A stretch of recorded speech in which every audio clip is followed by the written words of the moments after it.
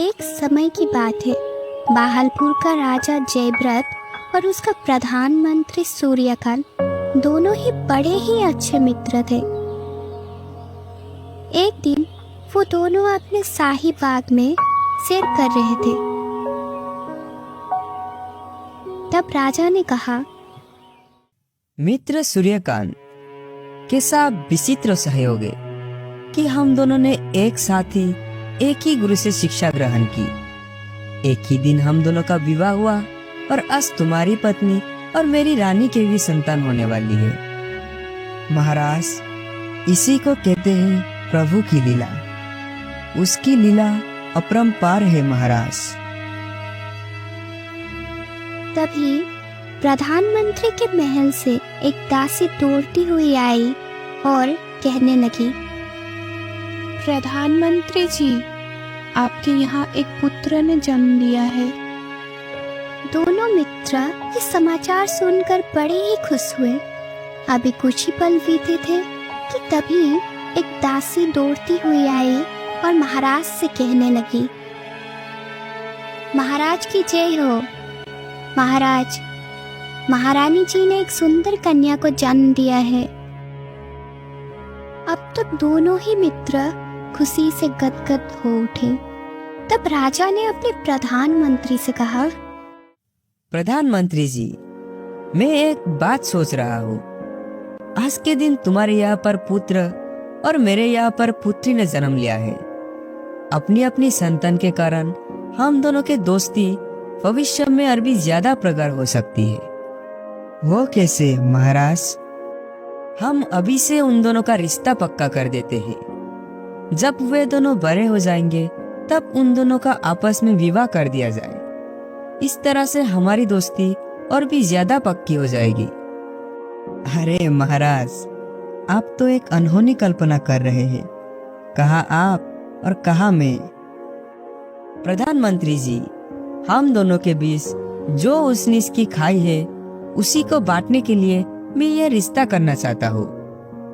महाराज, जब आपने निश्चय कर ही लिया तो भला मैं क्या कर सकता हूँ। तो फिर देर किस बात की मित्र, हम आज ही एक समारोह आयोजित करते हैं और उसमें इस बात की घोषणा कर देंगे।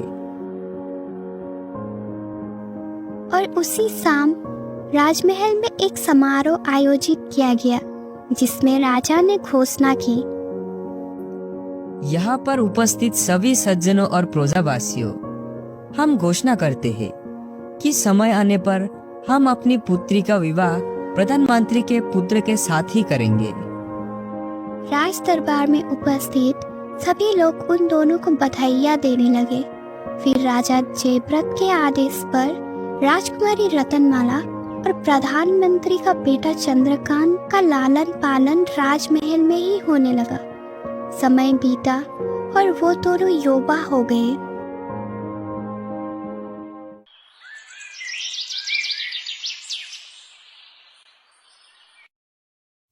एक दिन की बात है, जब राजकुमारी और चंद्रकांत दोनों शाही बाग में घूम रहे थे। उसी वक्त वहाँ पर मलाईगढ़ का राजा मलाईसेन के साथ राजा जयव्रत भी घूम रहे थे कि तभी मलाईसेन की दृष्टि राजकुमारी और चंद्रकांत पर पड़ी। वो राजा जयव्रत से कहने लगे, राजन, वो सुंदर युवती कौन है? राजन, वो मेरी पुत्री राजकुमारी रतनमाला है। और उसके साथ वो युवक कौन है? वो हमारे प्रधानमंत्री सूर्यकांत का पुत्र और हमारा होने वाला दामाद चंद्रकांत है। ये मैं क्या सुन रहा हूँ महाराज? आप अपने प्रधानमंत्री के पुत्र के साथ अपनी पुत्री का विवाह करेंगे? इसमें हर्जी क्या है राजन? प्रधानमंत्री सूर्यकांत हमारे बचपन के मित्र है और चंद्रकांत हर तरह से राजकुमारी रतनमाला का पति बनने के योग्य है। राजन, मुझे आपके विचारों पर हैरानी है। राजकुल में उत्पन्न हुई राजकुमारी को आप साधारण कुल में जन्मे चंद्रकांत के साथ बांध देना चाहते हैं। ये तो राजकुमारी के साथ सरासर अन्याय होगा। राजन, जिस दिन इन दोनों का जन्म हुआ था उसी समय हमने यह रिश्ता पक्का कर दिया था। और उसी रात को एक समारोह में हमने इसकी घोषणा भी कर दी थी। तो क्या हुआ राजन, संबंध तोड़ा भी तो जा सकता है। यदि आप ऐसा करेंगे तो मैं अपने पुत्र राजकुमार अभय सेन का विवाह आपकी पुत्री के साथ करने को तैयार हूँ, और इससे हम दोनों के राज्य और भी शक्तिशाली हो जाएंगे। मलाई सेन की बातें सुनकर जयव्रत सोच में पड़ गया और मन ही मन में सोचने लगा कि ये विचार तो अच्छा है। कुछ देर सोचने के पश्चात वो बोले, लेकिन राजन, रतनमाला और चंद्रकांत दोनों को ही इस बात का ज्ञान है कि बचपन में ही उन दोनों का संबंध हो चुका है। यदि मैं राजकुमारी का विवाह आपके पुत्र के साथ करता हूँ तो चंद्रकांत अवश्य ही इस विवाह में रोरे अटकेगा। इसका उपाय मैंने सोच लिया राजन। अब चंद्रकांत को कुछ दिनों के लिए कोई ऐसे कठिन कार्य पर भेज दे जो पूरा करके वह जल्दी वापस ना लौट सके। इस बीच उसकी गैर हाजिरी में हम बड़े आराम से अभय सेन और रतनमाला का विवाह करवा देंगे। हाँ, ऐसा करना ही ठीक रहेगा। तो फिर मैं ये रिश्ता पक्का समझूं राजन? बिल्कुल पक्का समझिए। मैं आज ही चंद्रकांत को राज्य से दूर भेज देता हूँ। आज से ठीक 7वें दिन आप युवराज अभय सेन की बारात लेकर बहलपुर राज्य में आ जाइए। उसी दिन जयव्रत ने चंद्रकांत को अपने पास बुलाया और उससे कहा, चंद्रकांत, आज मैं तुम्हें एक बहुत ही महत्वपूर्ण कार्य सौंपना चाहता हूँ। आज्ञा दीजिए महाराज। चंद्रकांत, हमारे महल के सरोवर में लाल रंग के कमल के फूल खिला करते हैं। हमने सुना है अलकनंदा वन में एक सरोवर है जिसमें नीले रंग के कमल के फूल खिलते हैं। हम चाहते हैं कि तुम अलकनंदा वन जाओ और वहाँ के सरोवर में खिलने वाले नीले कमल के फूल लेकर आओ, ताकि उन कमल के फूलों के द्वारा हमारे महल का सरोवर भी सुशोभित हो सके। ये कौन सा कठिन कार्य है महाराज? मैं आज ही अलकनंदा वन चला जाऊंगा। अपने पिता सूर्यकांत को बताकर चंद्रकांत उसी दिन नीले कमल के फूल लाने के लिए अलकनंदा वन की ओर चल पड़ा।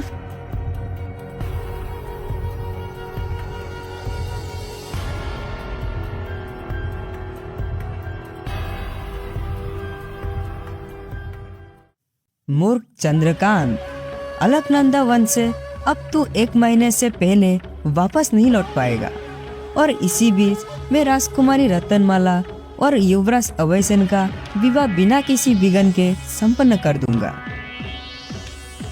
और फिर राजा ने अपने रानी को बुलाकर कहा, महारानी जी, राजकुमारी रतनमाला का विवाह मलाईगढ़ के युवराज अभय सेन के साथ पक्का कर दिया है। आज से ठीक 7वें दिन वो लोग बारात लेकर आएंगे। ये आपने क्या किया महाराज? रतनमाला का विवाह तो चंद्रकांत के साथ होना है। आपने खुद ही बरसों पहले ये रिश्ता तय किया था। महारानी, वह रिश्ता हमने उस समय बिना सोचे समझे और भावावेश में आके कर दिया था, वरना प्रधानमंत्री सूर्यकांत और हमारी क्या बराबरी। हम राजकुल के हैं, इसीलिए हमारा संबंध भी किसी राजकुल वाले से ही होनी चाहिए। महाराज, इस बारे में आपको इस समय नहीं बल्कि उसी समय सोचना चाहिए था। महारानी, हमें उपदेश ना दो। राजकुमारी रत्नमाला का विवाह युवराज अभय सेन के साथ ही होगा। दूसरी तरफ चंद्रकांत अलकनंदा वन की तरफ बढ़ते जा रहा था और वो मन ही मन सोच रहा था, लगता है यह कार्य सौंपकर महाराज मेरे साहस की परीक्षा लेना चाहते हैं, वरना इस कार्य के लिए वो किसी सैनिक को भी भेज सकते थे।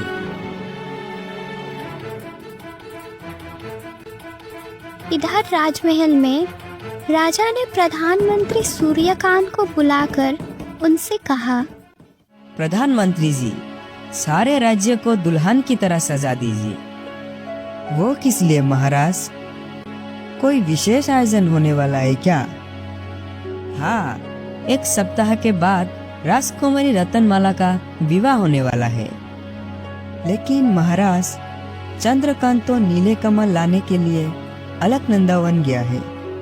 वहां से उसे वापस आने में कम से कम 1 माह लग जाएगा।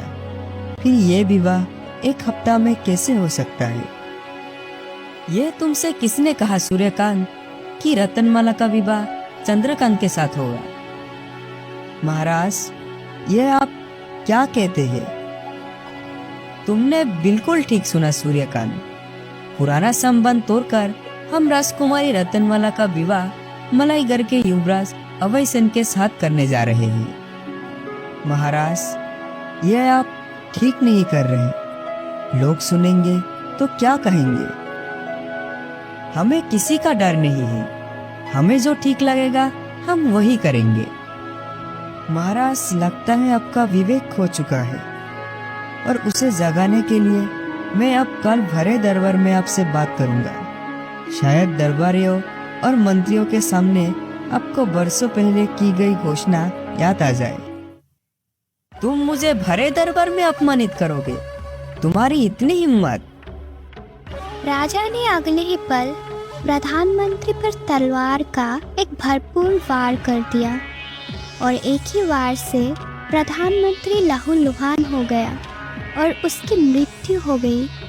इसके बाद जयव्रत के आदेश पर सारा राज्य को दुल्हन की तरह सजाया गया। जब रतनमाला को सारी बात की पता चला तो वो पूरी तरह से बिफर उठी और अपने पिता से बोली, नहीं पिताजी, मैं अभय सेन के साथ विवाह कभी नहीं करूंगी।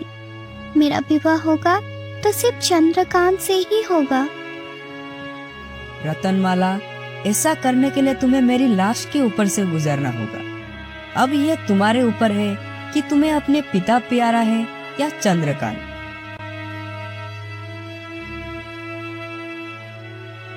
राजा जयव्रत के जाने के बाद रतनमाला परेशान हो गई और सोचने लगी, लगता है मुझे अपने प्यार की बलि देनी ही पड़ेगी। ऐसे विकट घड़ी में चंद्रकांत भी तो मेरे पास नहीं है।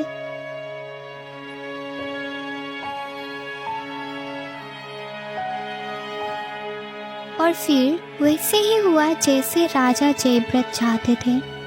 नियत समय पर मलाईगढ़ से अभय सेन की बारात आई और बड़ी ही धूमधाम के साथ रतनमाला और अभय सेन का विवाह हो गया। इस घटना के 7 दिन बाद चंद्रकांत अलकनंदा वन में पहुंचा और सरोवर से नीले फूल लेकर वो वापस लौट चला।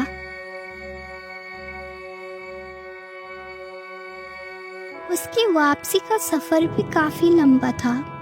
रास्ते में उसे एक मंदिर दिखाई दिया और वो सोचने लगा, क्यों ना इस मंदिर में भगवान के दर्शन करते चले।